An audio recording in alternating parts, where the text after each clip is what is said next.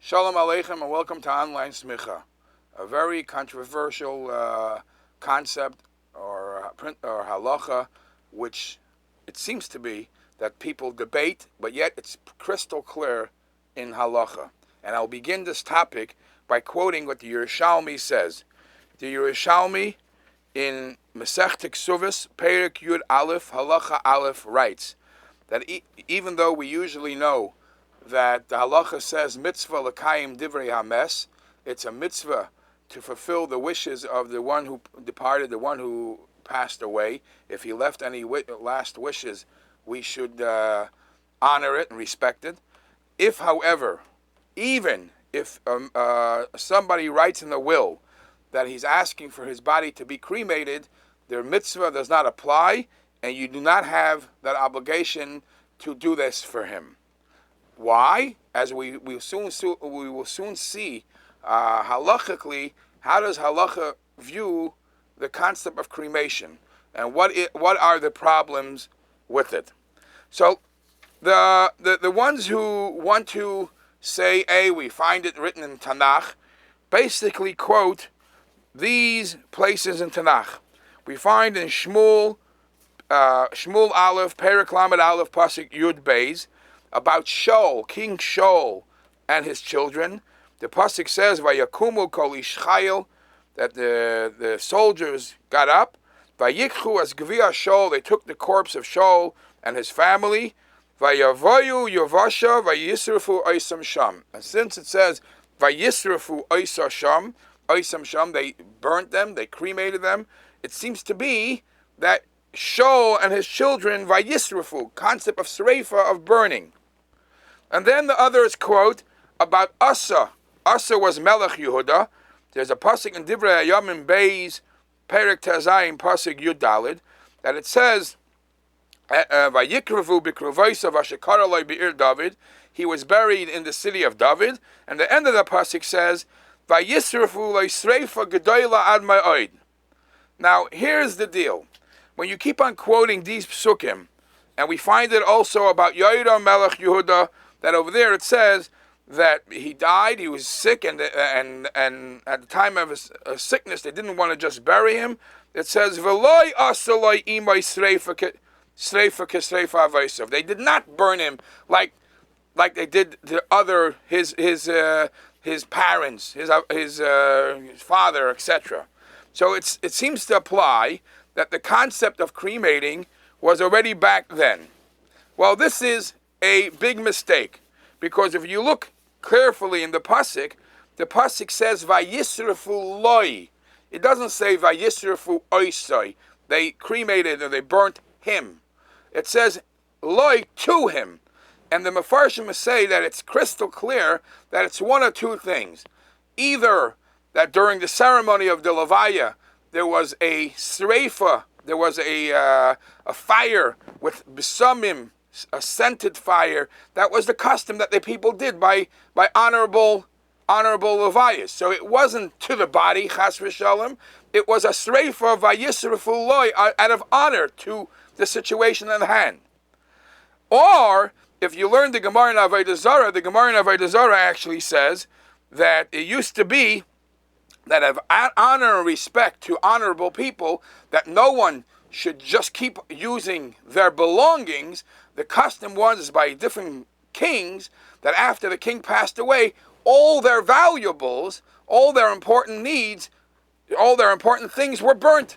So nobody, a stama person, should use something that used to be something honorable used by the king. So it's not the guf, the body of the person, of the king. It's actually either a fire as a ceremony process during the Levaya, and a scented fire, or it's actually an honor and respect to the kalim of the objects the king used to use while he was alive, that it shouldn't trickle down to the hands of a simpleton. The Radak and the Tosfos Yontif say that in certain cases we find that by certain malachim they would take their inner body parts, if the the inner body parts of a melech became ruined, then they would burn those parts. But even that halachic view, many poskim challenge. But clearly, to take a body and to cremate, to take a body and to burn, there is no mention clearly in the Torah or in Tanakh that it was done. So what are the reasons that we are so much against it? So to make a long story short, in Chumash Devarim, Perek Chaf Aleph, Pasuk Chaf Beis, Chaf Gimel, it speaks about somebody getting punished for whatever he did, and he was put to death. So the pasuk says, "Leitalin devlasei aleit." You're not allowed to let the dead body, the corpse, hang on the tree. Ki kavar tikverenu b'yoyim ahu. He must be buried that day. We know in Yiddishkeit we put tremendous emphasis on the kavod hames, to show honor and respect to the corpse, to the dead body. So therefore we put in tremendous effort that as soon as possible he should be buried. He or she should be buried. And the Torah clearly says, kavar tikverenu. It should be buried. So there is a mitzvah of kvura. And we know that the Gemara says in Temurah, the Gemara says things that are meant to be buried are supposed to be buried. Things that are meant to be burnt are supposed to be burnt. You can't mix the two. So A, there is a mitzvah that the Torah says, ki kavar tikverenu. B, others associate this with other issues, that it's a goyish custom. To cremate a body is a goyish custom, and if somebody were to choose to do that, on top of just ignoring the Torah saying kaveh tikberenu, they will also fall into the isser of b'chusayim loiseilechu. And then in hashkafa, it is also a problem, because we know that Tchias HaMesim, we hope and pray that Tchias HaMesim, the revival of the dead, will happen very soon. And our Medrashim and Chazal tell us that it happens, that the revival of the dead will start with everybody's remains of his guf, remains of a certain bone, the etzim luz. Now when Chas V'Shalom, Rachmana Litzlan, when somebody's cremated, there is nothing to start that Tchias HaMesim. In other words, why would the person choose to do that? Because he's Rachmana Litzlan, kaifer in Tchias HaMesim. He doesn't believe in that. So if somebody who's kaifer in Tchias HaMesim and he's not interested in hearing about it, then that's a terrible geder in Hashkafa and Yiddishkeit. So therefore it's brought in Svarim. Somebody who chooses that and it was done to him, there's a question. Could the remains, could the ashes even be buried? He's such a person that is kaifer, but Tchias HaMesim, could he choose, his family request that the ashes should be buried in a Jewish cemetery? Because look what he did. Now, I'd like to conclude with a tshuva that the Chassam Sofer discusses. The Chassam Sofer was asked if you're allowed to say Kaddish and Keil Mali Rachmim on somebody who chose to be cremated.